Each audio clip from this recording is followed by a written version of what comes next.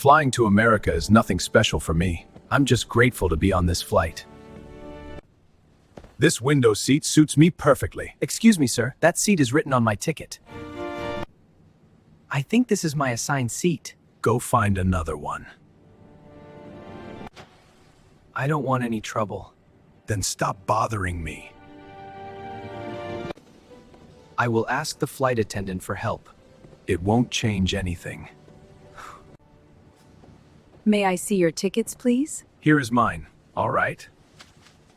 This seat belongs to him. I made a mistake. I'm sorry. Please move to your correct seat. Thank you for helping me. You deserve respect. Kindness is more valuable than money. I learned my lesson.